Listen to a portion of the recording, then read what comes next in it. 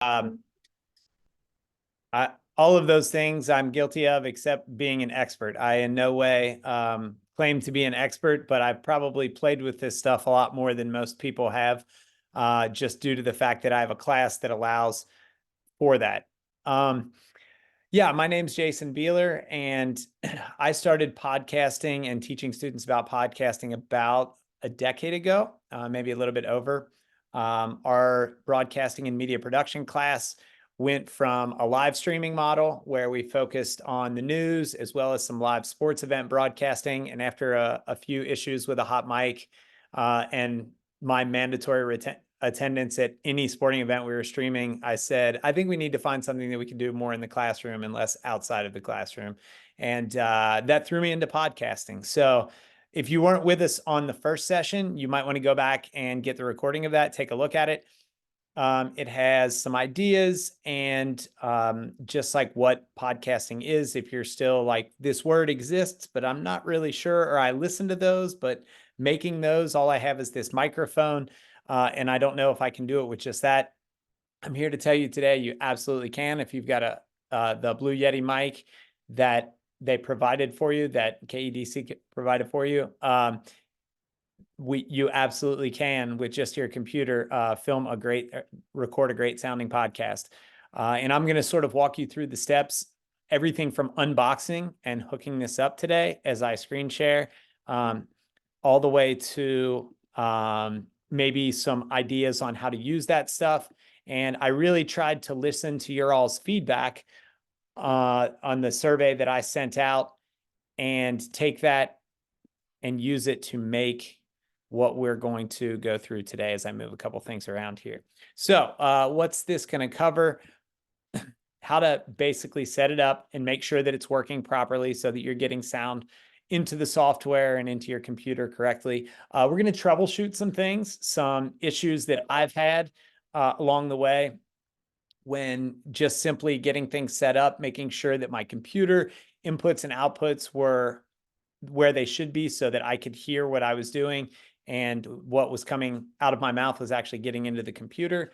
We're going to look at two different softwares, both of which are free, one for Mac and one for a PC. Very similar in how they're designed, how they're set up, and how they're used. And then some alternatives we can talk about to those if you have other programs that you use, and I can try to help you navigate those as well. And then finally, it's just going to be about, jumping in. I think that's the most difficult thing. And I heard a conversation on here earlier. I can't remember exactly it was between Jamie and one of the other educators.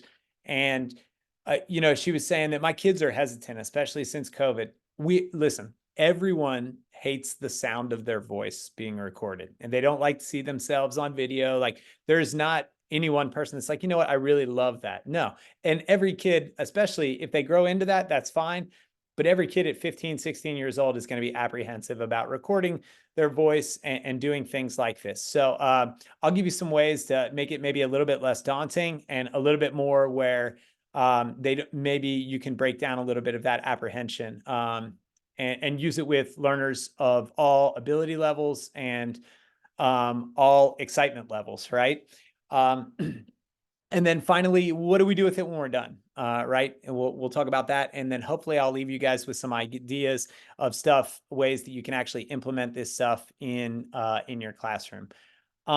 Jamie, what type of teachers do we have on here today? Mostly, what's the age range and the different backgrounds?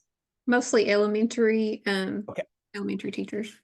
Okay. And any specific, so that they're going to be teaching the spectrum of everything. So it's art, music, history, English, language arts, all of that, right? Yes, yes. Okay, great. Perfect, perfect. Well, I think that we're going to have some really awesome ideas then. So let's jump right in. Hopefully after this, you can set things up, your mic, your headphones, you can properly use the hardware and the software. You can record, you can add music, perform basic edits with them, and show them how to do that, and then have some ideas of how you're going to actually use this in your classroom over the next 7 weeks or over the next 7 years and do that successfully. So let's get into the unboxing of the mic. So when you take out that Blue Yeti mic out of the box, right? The butt end of it, the bottom end of it, is going to look like that picture in your lower right corner there, right? So you're going to take out the mic. You're going to take out the wire. You're going to plug the small end into the bottom of the mic with the little USB thing above it right there. That's where you run that cord from the bottom of the mic into a USB port on the side of your computer. Now, some newer computers, like the Mac that I'm using right now, don't have a traditional USB slot. They have USB-C. I'll give you some ideas of how to navigate around that if you don't have a normal USB port, a USB-A port to plug that into, the rectangular one, if you only have the little oval USB-C port. But know that that wire is going to take you from the microphone into the computer, that slot on the left there on the bottom of the mic. The other one, aptly, the picture aptly describes it, is for your headphones, right? And so that's so you can hear what is being said. Now, that will also act as an output for your computer, right? So anything like if you add, after the fact, if you add music to it that's on the software, you should be able to hear that coming back out.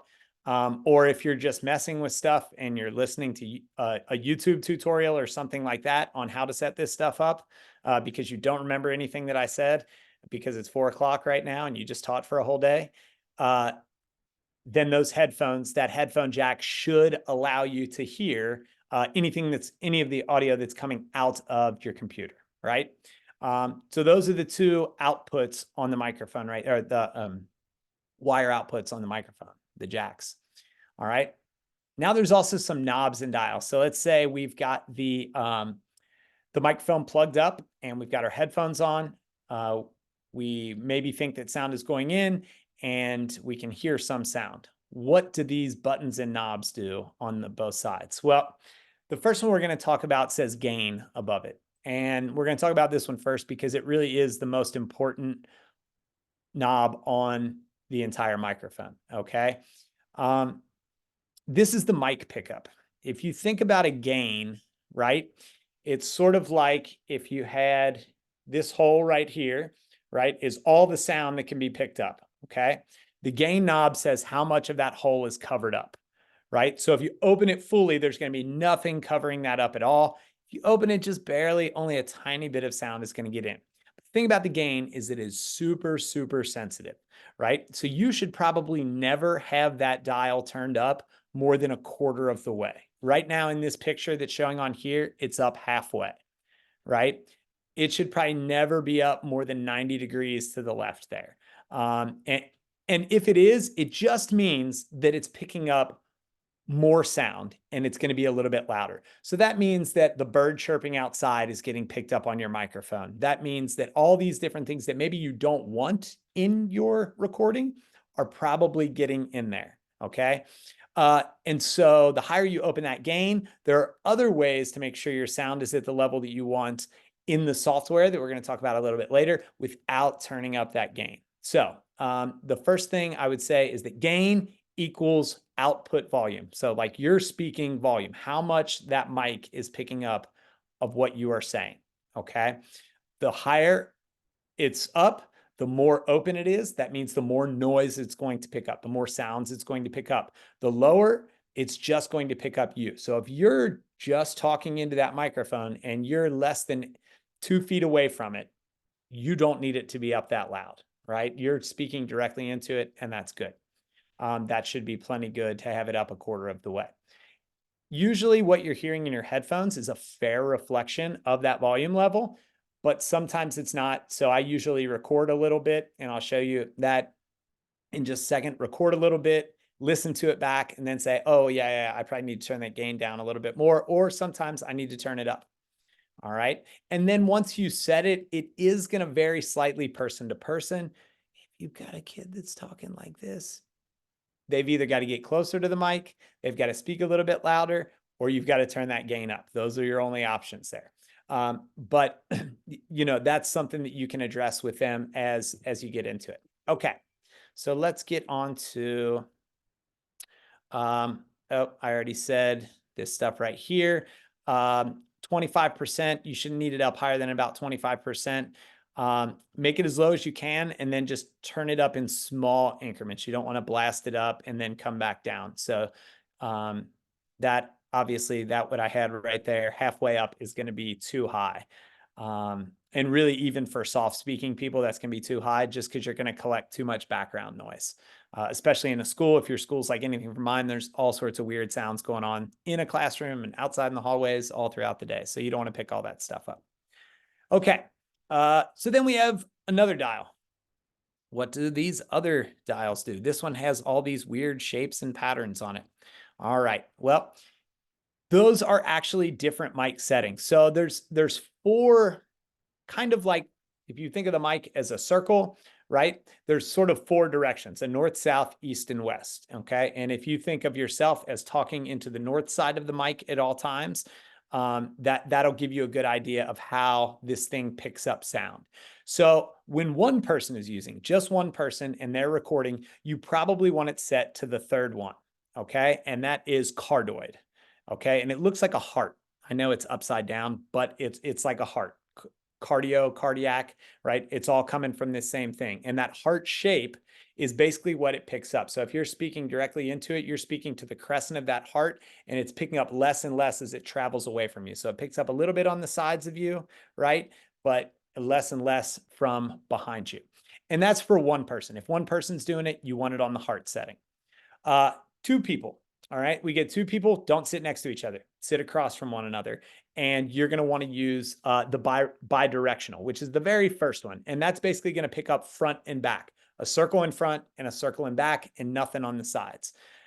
Stereo is generally used for recording sound like music and things of that nature. And that's side by side. And I've never found a good reason to use that for podcasting. For podcasting specifically, I've never found a good reason to use it, because if I have 3 or 4 people, I want to use the circle, which is the omnidirectional, which means it's going to pick up equally from north, south, east, and west, all 4 sides of my microphone. So depending on the number of people that you have really dictates which of these knob settings that you want it on. If it's 1, you want the heart. If it's 2, you want the first setting, which is those 2 overlapping circles all the way to the left. And if it is 3 or 4 people, you're going to want the circle. All right. The 4th setting is the stereo setting, and it's the east and west, the 2 sides of it. But really, again, I've never found a time when I've needed to use that one, or when that has been the best pickup for the microphone. But it's just saying which sides you're going to use. All right. I've got a question here. So the one with the circles on the top of each other would be like if it was me and another student, like them in front of me. Yeah. So I would sit across the table from one another if that was the case. And you want that first setting, the one that's twisted all the way to the left, where it's the 2 circles that are sort of overlapping. Yeah. So if the knob was twisted all the way to the left, the line was all the way over to the left, that's the one you would want for 2 people. Yeah. Correct. All right. Sorry if that was confusing. And please ask questions, put them in the chat. I'll get to them when it's an opportune time.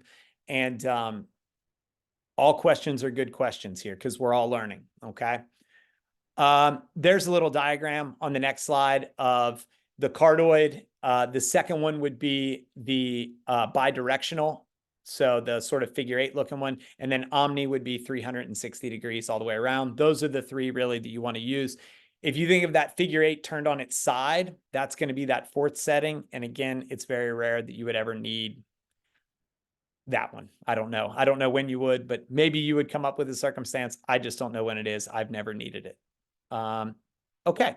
So the last thing, or the opposite side of your mic now, and this is where it gets tricky, is that people always think volume.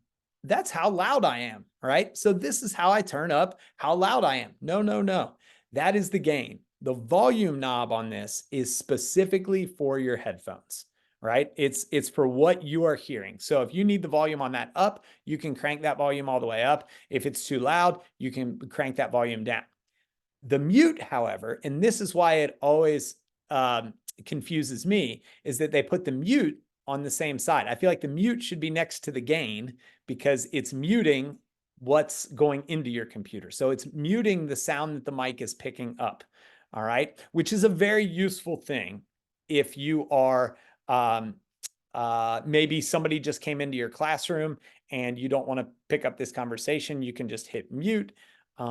Sometimes kids have pre-programmed things made. This is a word from our sponsor or something else they're recording. They can mute themselves and play the other thing through the computer. There's all sorts of possibilities.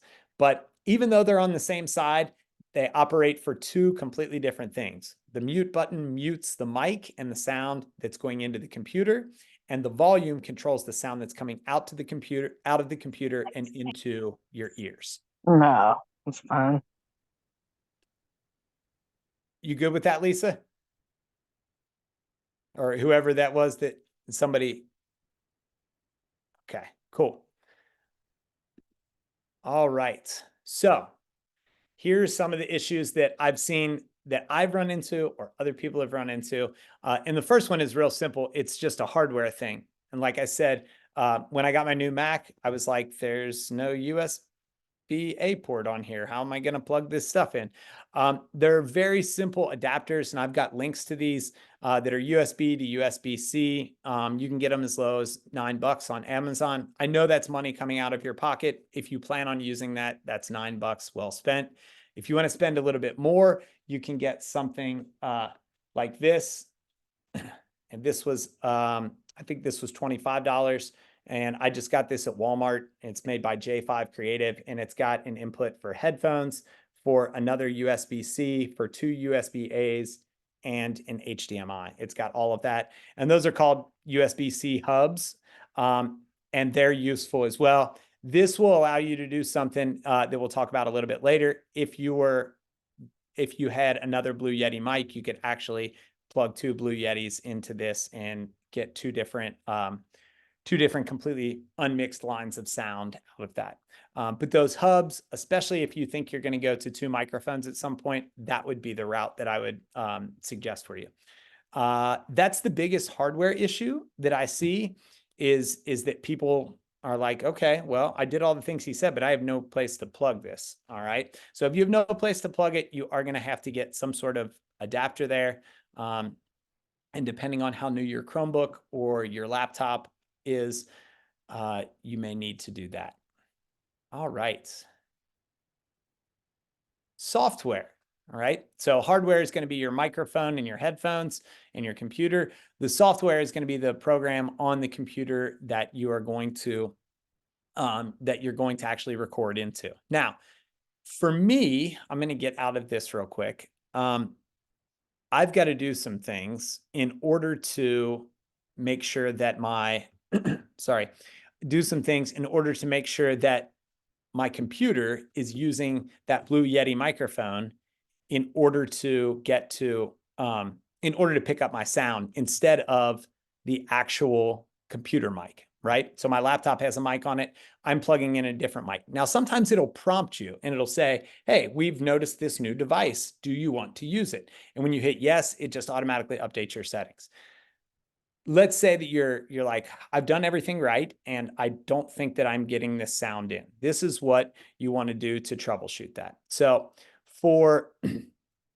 I'll go to down here.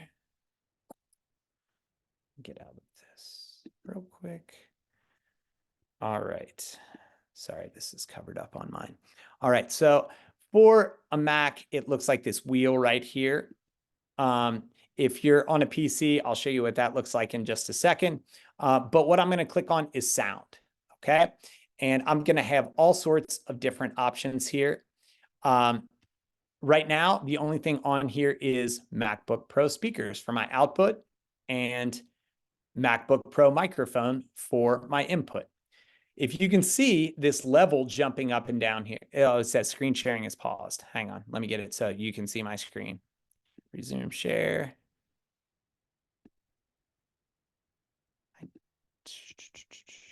Hang on, I may need to new share. Let's try that. There we go. All right, so on this one here, you can see I clicked on, again, this little icon down here. This is the wheel. That's my system settings. In PC, it's called Control Panel. You go to Control Panel and you're going to go to Sound. Okay. So when I click on sound here, on this little menu right here, I have output and input. My output is just my computer speakers right now. That should say Blue Yeti mic. You should have one that says Blue Yeti MIC on there. The same thing with the input. Now, you know your issue is here if that little thing right here is not jumping up and down. So when I speak, that's jumping up and down, the input level is. All right. If we don't see that, we know that there's something off. The output won't always be, let's see here, won't always be turned up all the way. So that's one of the things that you can do is you can mess with that. If your headphones, you're not really hearing them, and make sure that that output volume is up where you need it to be. In terms of the input, let's say that you don't want to turn your gain up anymore, right? But your kid that speaks softly, he's still, it's too soft when it comes into the computer. You can turn that input volume all the way up so that what you're picking up is maximum of what the computer will allow. All right. So these are little things that sometimes this, that's muted and we just don't realize it. At this point, it's hopping up and down. I know that I'm getting good levels, and mine is even built to optimize to my voice. So if I'm too loud on there, it'll kind of wiggle around till it gets it right. Okay. Let's see if I can get back to this. All right. Can y'all still see that? Is my screen up on the PowerPoint, back on the PowerPoint? Yeah. Okay, cool. Good deal. Okay. Yeah, and you just select if Blue Yeti mic is not showing up on there. The one of two options you have, I would just unplug it and plug it back in. It should show up. I would check my connections and make sure that things are plugged in right. And then if that's not working, it's still not showing up, you may want to restart your computer. Otherwise, it's an issue with the input on the computer that it's not showing up at all. It should read that.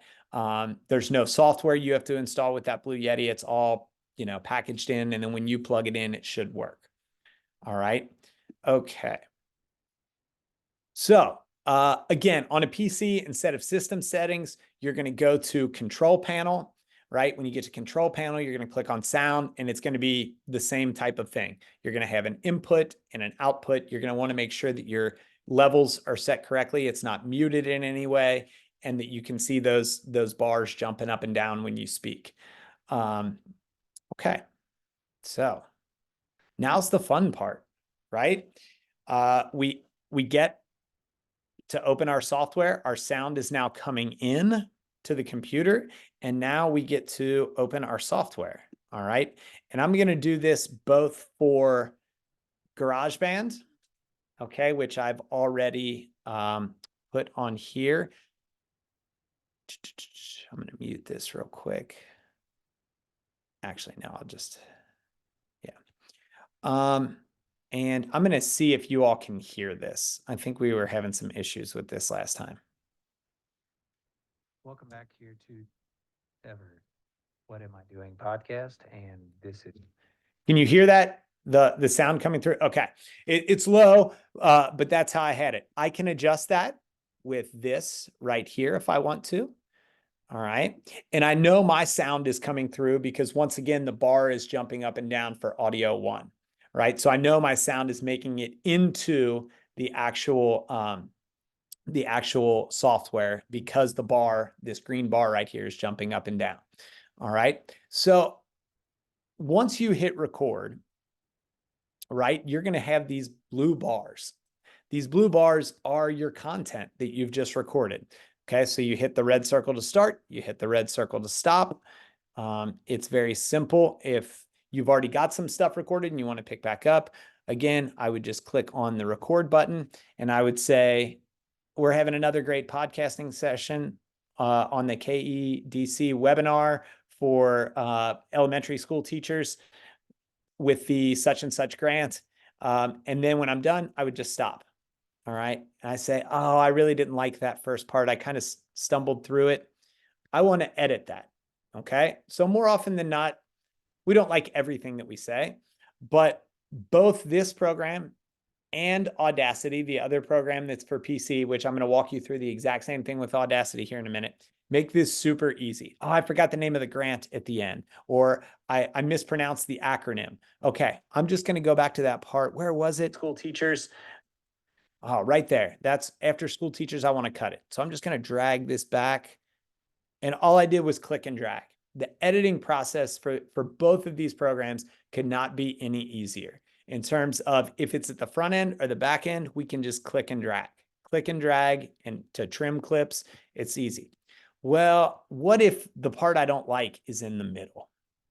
Well, that's a little bit more difficult, but not difficult to fix, right? So what I'm going to want to do is I can do it in one of two places. I can just split this clip up, and this takes a little bit more work, but I just go to Edit, and then I'm going to say Split Regions at the playhead. The playhead is that white line with the triangle over top of it there.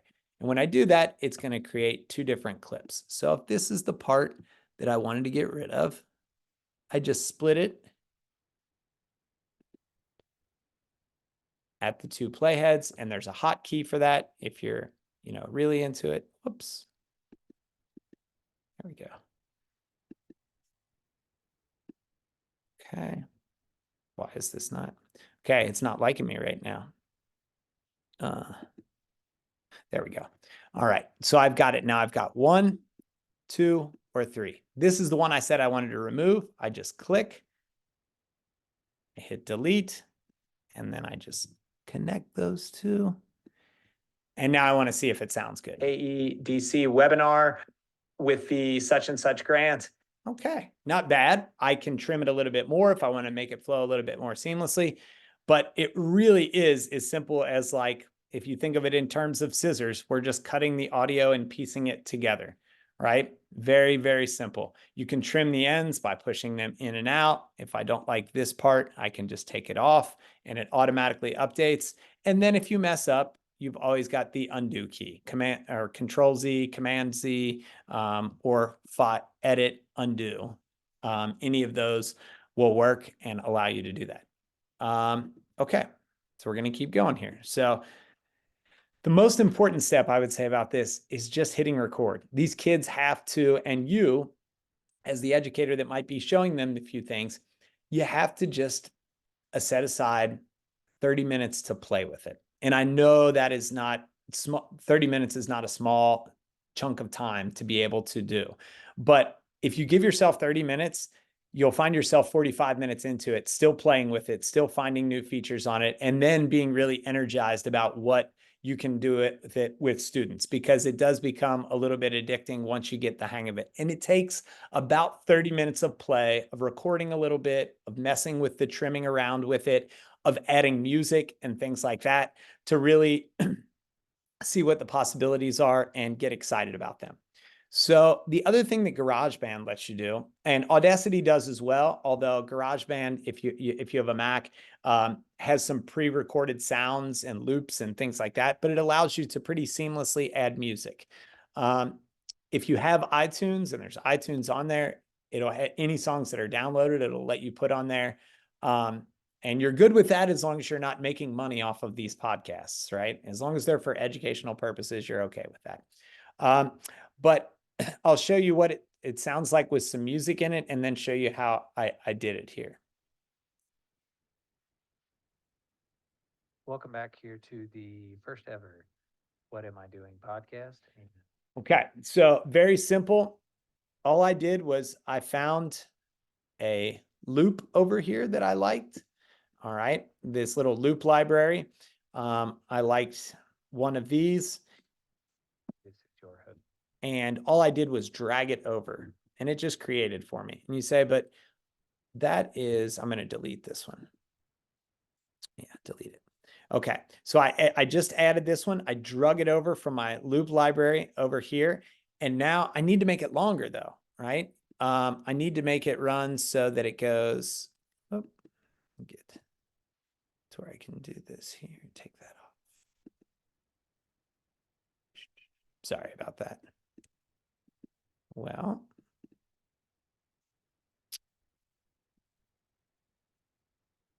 there it is. Okay. All I do now is drag it the length of what I want. I want it a little bit past where it ends so that it fades out with that. And then all I'm going to have to do eventually is mess with the volume here so that it starts loud and then it gets more quiet while I'm speaking, and then do the same thing here at the end where it sort of fades. Sorry, fades back up if it will let me do this. It's not. Okay. It's being not nice to me right now. There we go. Sort of fades up at the end there. All right. Now, I know you're saying, well, he just did all this. It takes some playing with. And that's what I'll keep coming back to, is that this idea that if you can find that little bit of time, one planning hour, one half of one planning hour, one day of your week to start playing with it, it really does become easy. And then you learn as you teach, right? So you're teaching them the basic things. And as you're teaching them the basic things, you're saying, well, can we do it this way? Maybe we can add this on here. I know how to do this. Can I do this with it? Or, and this is the even better part, they end up teaching you, hey, we found out how to do this. And then before you know it, they're showing you new things on there because you've given them the time to play with it and use it and make their recordings sound better and better as you go. Okay, so I'm going to flip over to Audacity real quick and do the same thing with Audacity and just show you I've recorded two little splotches right here, right? Two little sections, and it's the same thing. I move it by grabbing it up top and sliding it left and right. So if I need to bring these two together, I can move the playhead. I can move the playhead. Oh, sorry. Keeps wanting to play on me. Sorry about that. I can trim it the same way I did with the other one, just by taking the end and dragging it back or pulling it forward. All right, and that works on either end of it. And then when I put the playhead there, if I want to, let's see here, edit. Oh, is this, hang on a second. I can't remember. Oh, yes, this is the one. Okay. I couldn't remember. So on this one, it's a little bit easier to use. It's a little bit more user-friendly. So if this is the chunk I didn't want, I can just click my cursor and drag it to the spot where I don't want it to go. And I just hit delete, and it even smashes it all together with me on Audacity. All right. So Audacity, GarageBand, I couldn't think of better starting software to use. Again, Audacity is a free download. GarageBand comes standard on any Mac. So I would say if you're using a PC, get Audacity. If not, use GarageBand if you have access to a Mac. If you have a Chromebook, I know that there's some different things out there. If you're not allowed to put software, well, there's not an app for it that you can put on there. But if you have access to a PC at all, Audacity and GarageBand are the two that I recommend just because of the user friendliness. There are some hosting platforms that have their own software built in, and I'll talk about that at the very end when I get to how do we publish this stuff. So I'll talk about that a little bit, and that's another option.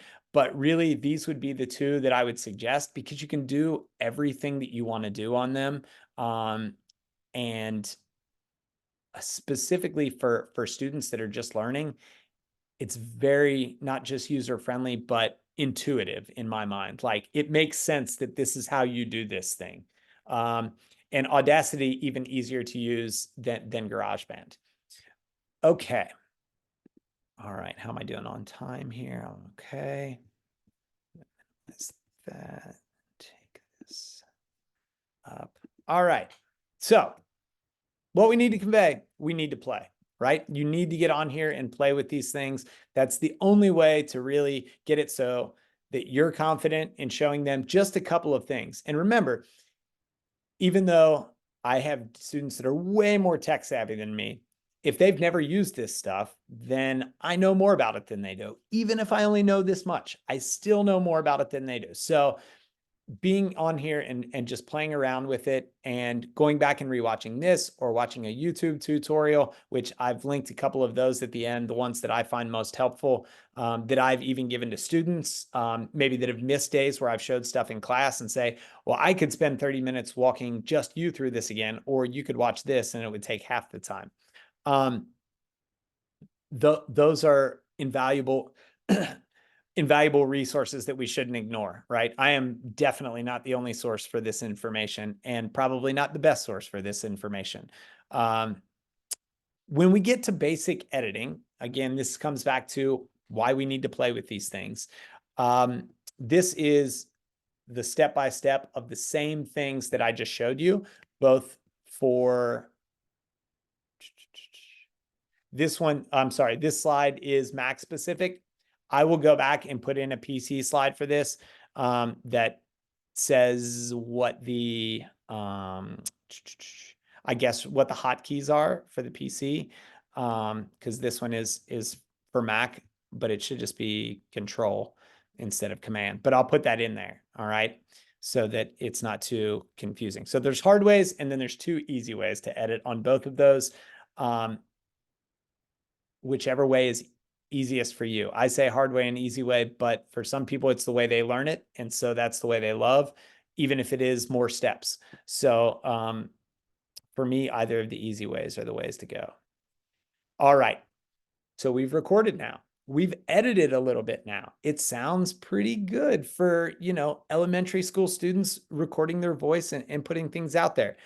What do we do with it next? Well, you can do a number of things. You can never publish it, right? You can publish it on your computer to a file that you can listen to score and to grade, or to even play for the class if that's what you want to do. But let's say that they had a school community service project, and it it was to tell people about what they can and can't recycle. Okay, it was for science. You were talking about recycling in this unit, and you want the community to know what they can and can't recycle. And you say, hey, these kids did a really good job. I want this to be somewhere where parents can access it, right? Because it's good information for the community. So then you're going to want to look at one of these podcast hosting services.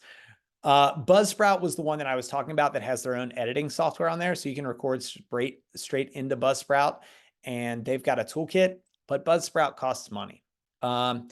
SoundCloud, Podbean, Anchor, Podomatic, all 4 of those have free editions. I think Buzzsprout does too, but you just can't use their editing software. You have to have it already recorded on something else, and you can just upload it and host it on Buzzsprout. But these will be places where you can send out a URL, or you can have that link to that URL on your Canvas page or your Google Classroom site. And it will take them directly to the episode of this podcast. Hey, check out our podcast on recycling. Look what our kids are doing here. And any parent can then go to that Canvas page, that Google Classroom page, click on that, and it'll take you right to it. It'll be a media player like anything else on your Anchor. Is hosted by Spotify. So when it pops up, it looks like a podcast that you get on Spotify. Podomatic, Podbean, SoundCloud, all of those, they have the traditional sort of play button, pause button. You can drag through the timeline if that's what you want to do. And all very user-friendly. And that's for if your content is ready to be published in some way. And you said, you know what, just sitting on this computer for me to listen to is not good enough. We need to make this for everybody to hear. This is where you can share it, where you can host it. And most of these will give you up to 2 hours of publishing per month for free. Which, unless you all are just going nuts on some podcasts, 2 hours a month should be plenty of free space for you all and these kids to use. Okay, I'll keep going here. Any questions? I know I'm flying through this stuff, and I don't want to go over anything. Okay, all right. So we've now got all of these great ideas on how to do this thing. And now I say, okay, now what should I have my class produce? How can I use this? And I will tweak some of these and tell you for elementary school kids, what are some great things. I have a 7-year-old, and he loves it when dad brings home the podcasting stuff. And I'll tell you some ways that he's used it and how I think that would be really cool for his classroom, that I've talked to his teacher, and actually the 4th and 5th grade teachers are the ones that I'm trying to help them at Ashland Elementary get some stuff in motion to where they can use it maybe by the time he's there, because I think he really likes broadcasting. So for like science and social studies, if you're having them do a report and they were going to present that report in person and they have stage fright, or you just don't want to sit through presentations because it's nerve-wracking on the kids, this is a great way for kids to give reports on historical figures, on artists, on events that took place, right? They're relaying their knowledge and information to you in a way that you were going to have them do it anyway, speaking it, right? And this time, they just get to fix their mistakes. They can edit out those things when they mess up. It's not so much pressure, and you can actually figure out, did they get the content that I wanted them to get? Were they able to relay historical information to me accurately? And things like that. And so, you can do that in one of two ways. You can have them give their report that way, or if their report is on a person or an event, you can have it be like an interview, right? We just got out of the Battle of Gettysburg. How do you feel, General? All right. What did you think went well for your troops, General? Right? It can be like an interview. It could be something where they're interviewing that historical figure about their life, information that otherwise they would be just standing up there reading off bullet points on a PowerPoint. And you can give them the challenge to present that in a creative and interesting way. Maybe by adding sound, that if your person was funny, it's got funny sounds or playful music in the background. You have to pick one piece of audio to accompany it that reflects the tone of the piece or reflects the personality of the person, right? So, if it's Albert Einstein they're giving their presentation on, he was brilliant, but he was also kind of a jokester and irreverent. And so maybe the music playing in the background or some things throughout showcase that irreverence of Einstein. Election podcast, that was more for high school kids. But if you're talking about something like why do we vote, or something about how government works on a smaller level, and you have local elections, those sort of things, you can absolutely have them sort of explain in their own words what voting is. Why do we vote? What does winning an election mean? What does that person at a specific job do for us? Again, it's a different way of relaying information that previously they would just write, or they would present in front of a class, or they would circle, on a multiple choice test. It's a different way of conveying their knowledge and allowing them to get into it and maybe have some fun with it. A process interview. I love these because, at the older levels, when we do things like with technology, where they create art or music or videos, they always have a process piece that goes with it. So like, explain the process of doing this. This is a nice introduction to informative or instructive writing for older elementary school kids.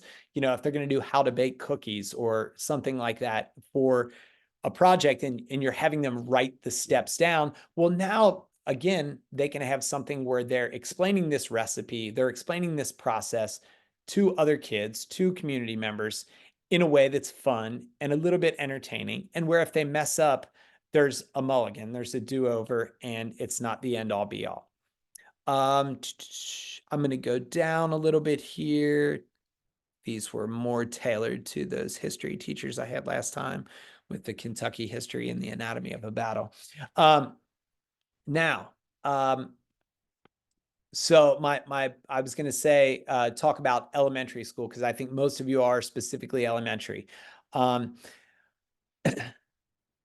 My son and his classmates love are very into sports right now. Like the phase they're in is sports, right? So when I bring home my broadcasting stuff, he'll turn on a sporting event. My son will turn on a sporting event and he'll just talk into the mic like he's doing play-by-play. But if you go down to like anatomy of a battle, or it could be about the digestive system, okay? You're explaining, the kid's trying to figure out how the digestive system works. All right, can you give me a play-by-play on how the digestive system works?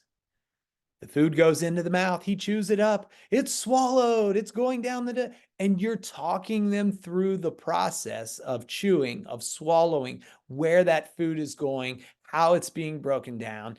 And they're doing it again, like a sports announcer would do play-by-play for a football game, a basketball game, a soccer match, a tennis match, whatever it might be. These for me are ways to get my son involved in stuff he doesn't want to do, right? So it's not like we're doing this at home. I'm not by any stretch saying that, but I know there's things in school that he loves, and things outside of school that he loves. And then there's things in school that he absolutely does not like because he doesn't feel like it's fun for him and he only wants to do what's fun for him. If you teach second grade, I know you know what I'm talking about. They only want to do what's fun for them. So, or at least my son does.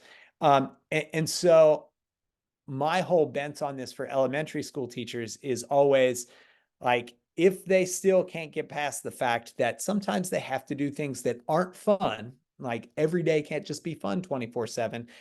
How can we get them to do the things they don't want to do in a way that's fun? How do we lie and trick them? Because that's what parenting and teaching is, right? It's just lying and tricking them till they learn the stuff that we need them to learn, right?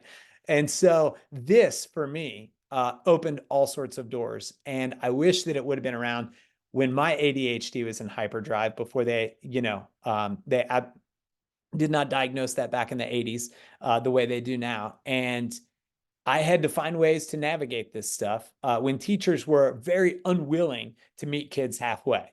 And so for me, this is another tool for your all's toolbox to meet these kids halfway, to show you they know the stuff, that they are learning, but maybe that multiple choice test or that short answer, because their handwriting is atrocious, they can tell you these things. And the handwriting is important. The writing part is important. You can collect their pre-write for these things. You can have them read off the sheet and still get those components.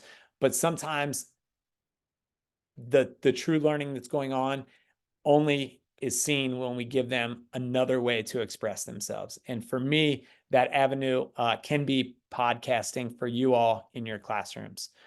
All right, I'm a little bit early. I think that's, I wanted to reiterate this. I said this last time, but mostly the left-hand side because you all aren't teaching tech classes. Make sure when you assign one of these things, if you're able to assign one this year, that'd be awesome. But make it easy on yourself. Focus on the content of what's being delivered, not how it sounds. Try to help them along with the technical side of it, but don't worry if it doesn't sound great, or it doesn't sound the way you wanted it to, or they were giggling through part of it, or things like that.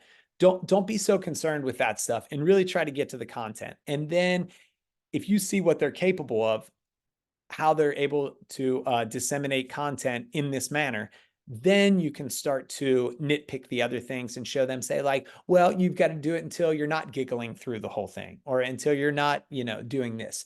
And eventually, through one or two times of practicing this, or saying like, well, let's try to do it one more time without this, you'll see that not only can the content get across, but it can sound great, and it can be something that you can show off to your admins, that you can show off to parents and say like, look what we're doing. Look at these skills that we're teaching them, not just the content skills, but these technology skills as well.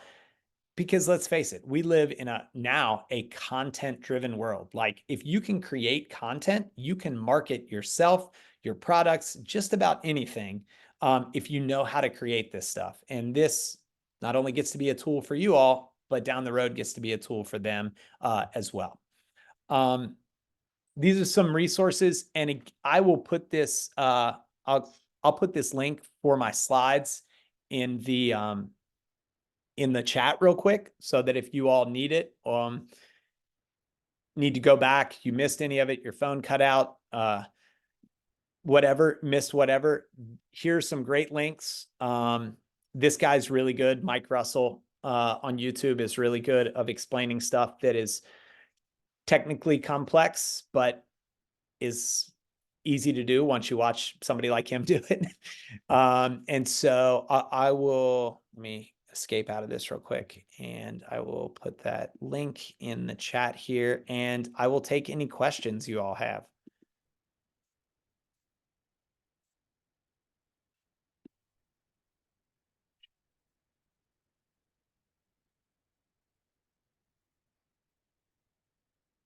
Right, there are the slides there.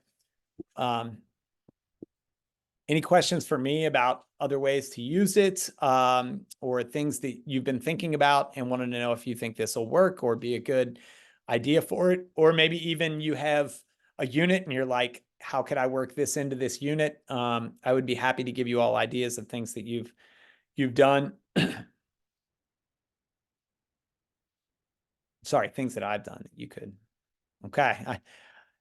Again, playing with it is the most important part. Like, get over the fear, jump in with both feet, and cringe as you listen to your voice that you hate so much being recorded, and just get over it and know that it's all fun from here on out. Thank you so much, Jason. I think you shared a lot of great resources. I know I learned so much. I didn't get to be on that first one, but I still feel like with this, I could at least start now. So lots of great resources. And I did put everything that he shared, even though you've got the presentation, it's all in the Wakelet, so you'll have access to all those links there too. You guys have any questions at all? I know you talk about hearing your voice. When I first started this job, I had Zoomed very little, and when I had to listen to myself at first, I absolutely could not stand it. I still don't love it, but I'm a little more used to it than I was at the beginning. Yeah, the one nice thing, you can disguise your voice. Like, the more you get to know those things too, if you really hate your voice that much, you can learn how to disguise it by changing pitch or putting filters on it, things like that. So, you know, you can make it sound really good. We can all sound like NPR anchors if we set it up right. So